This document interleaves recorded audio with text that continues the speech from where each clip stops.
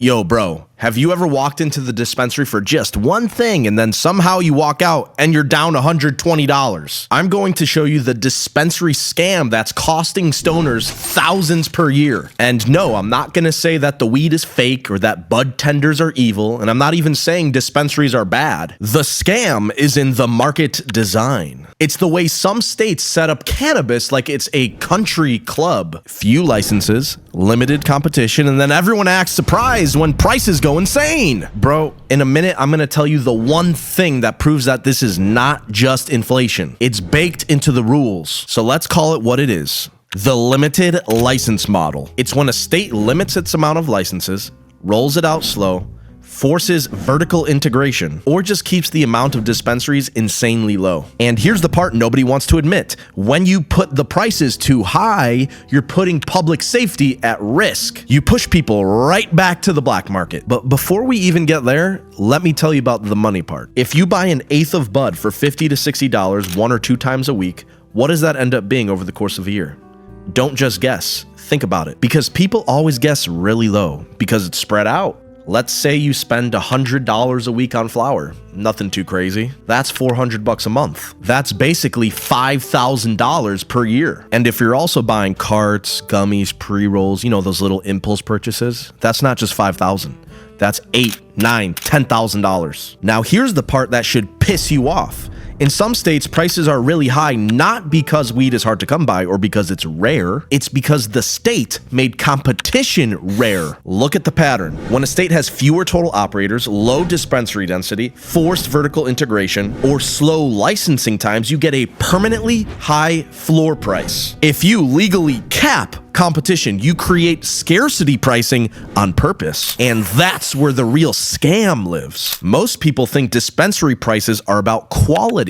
They're not. You're paying for permission, not potency. You're paying for licensing wars, compliance overhead, expensive real estate, security, and a very limited shelf space controlled by a very few amount of operators. And that's why you can buy something that's good enough, but you still feel ripped off because you didn't overpay for weed. You overpaid for the system. So who benefits from the system? It's not the consumer. In limited license markets, the winners are usually the companies. They've already secured licenses, access to the market, and market share. And again, I'm not saying every company is evil. I'm saying the incentives are ugly. And it makes the companies look really evil in the process. If you're one of the few players allowed in the market, you don't want a lot of competition. You want the door that allows people to enter the market to be very small. And that matters because when alternatives like THCA hemp flower come onto the market and pressure prices down, companies tend to fight those alternatives. Now let's go back to the part that actually affects everybody, not just stoners. When legal weed is too expensive, the flawed system creates the opposite effect.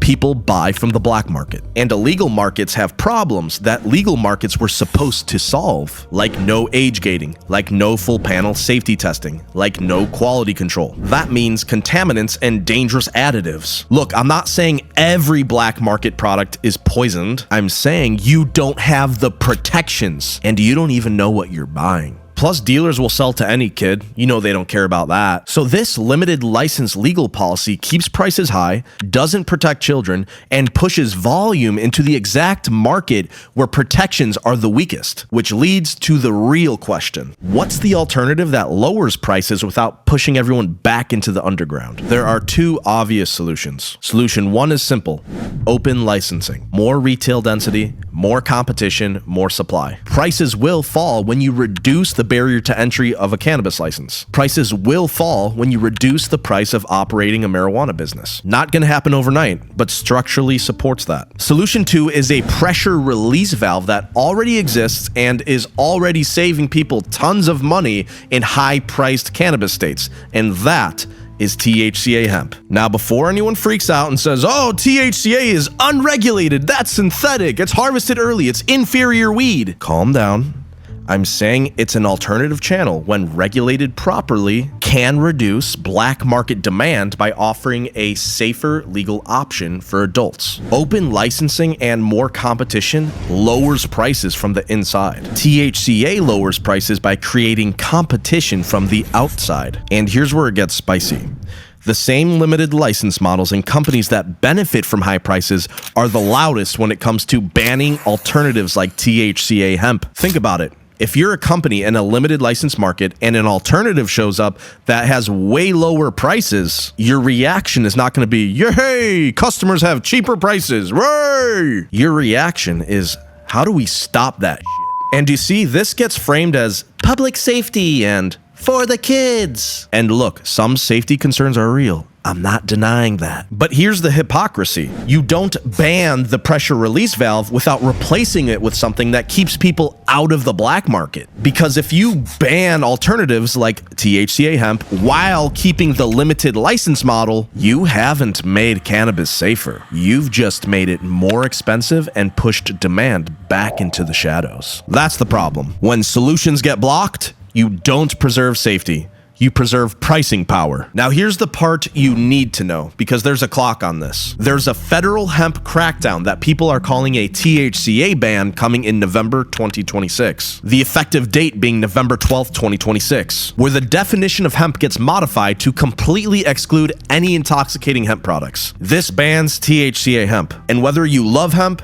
hate hemp, love dispensaries, or hate dispensaries, it doesn't matter. If you tighten the legal channels while keeping the limited license models, you're basically greasing the slide that customers can slide right back into the black market. So this is not just industry drama. This is consumer pricing, access, and public safety all tied into one. Now, if you want to help, like actually help without doing anything super complicated, go to myhealthyusa.org. They have a free email template tool that you can use to email your representatives in 10 seconds. I'm not asking you to write a whole book or anything. I'm saying if you don't want limited license monopolies to set high prices forever, and you don't want solutions banned without replacements, take 10 seconds, send the email, go to myhealthyusa.org. Takes 2 seconds. Do it while it's hot on your mind right now. So yeah, the dispensary scam that are costing stoners thousands isn't because dispensaries are evil necessarily. It's that limited license markets create scarcity pricing by design, and the consumer pays for permission to buy and smoke weed. And when legal prices stay high, the black market fills that price gap every time. The solution is competition.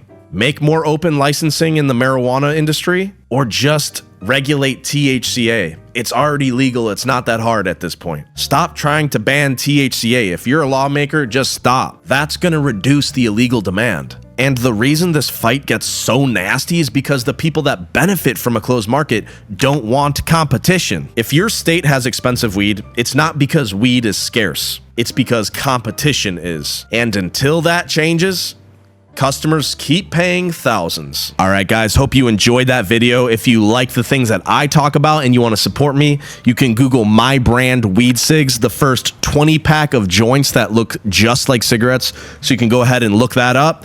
You can watch any of my other videos that pop up on the screen. Go subscribe, do whatever you want, all that good stuff. Keep THCA legal, brah. You know what I'm saying? Keep it legal, brah.